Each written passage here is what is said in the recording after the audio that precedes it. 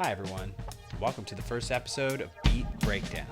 Today I'm going to be using Kendrick Lamar's Alright as an example of how us human drummers can compete with the robot drummers we're used to hearing in hip-hop tracks, along with most top 40 stuff and really, any EDM as electronic in the name.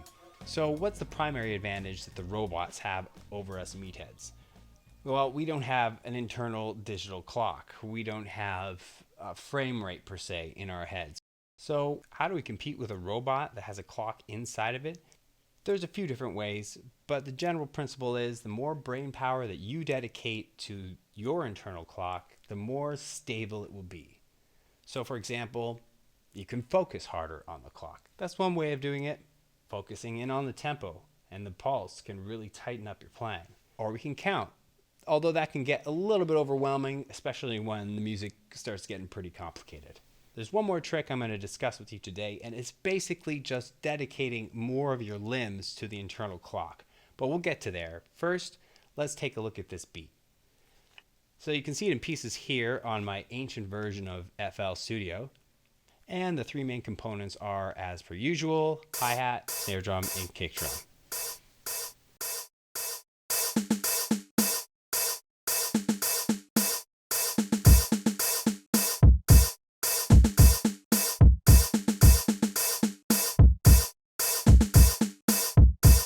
So let's see what that looks like on the page.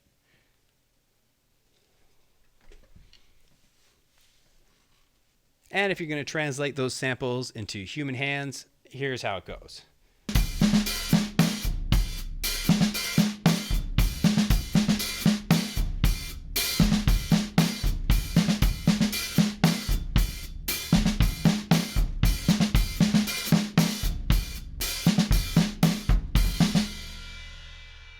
All right, so that's one way of approaching the beat. Pretty simple. I'm just following the program. Right hand is my hi-hat sample. Left hand is my snare drum sample. Kick drum is my right foot.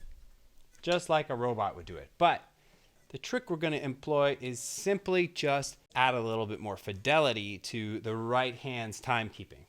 And the way we do this is simply just add the eighth notes in along with the quarter notes. So instead of just going like this, we're going to move between the hi-hat and the snare drum. Seems a little strange right now. It all makes sense. So the next thing we're going to do to strengthen this a little bit is confine your left hand to just, for the most part, the off beats. So what's going to happen here is that double that was normally the first two snare drums is going to be split up between two hands. What this is going to do is going to allow us to be a little bit more free with the beats, but because we've got this high fidelity timekeeper in our right hand, we're still going to lock in with the tempo. So let's try this out in its new arrangement. Now, keep in mind, in order to make this work, those extra notes you're doing on the snare drum have to be really quiet, like a gentle shaker in the background. You don't want to overdo it. So here we go.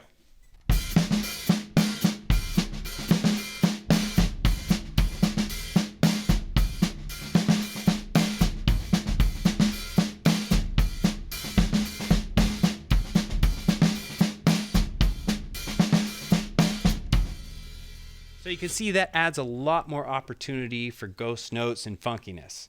But we may not want to be doing that the entire song, or maybe not even at all, because we're not a robot and it can get kind of tiring. Maybe we want to open it up so we can do more drum fills, more real life drummer type stuff. So to show you how it kind of starts to sound when you open it up, here's the same beat, but now on the ride cymbal.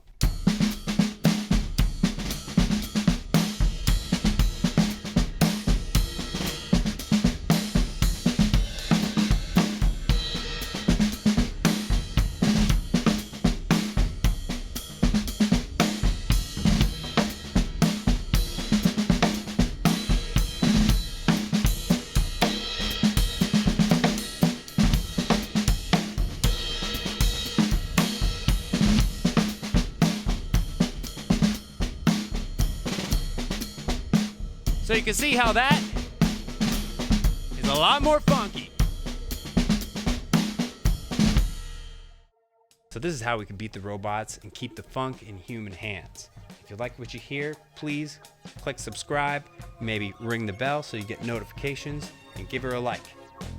Be the algorithm, click like and subscribe.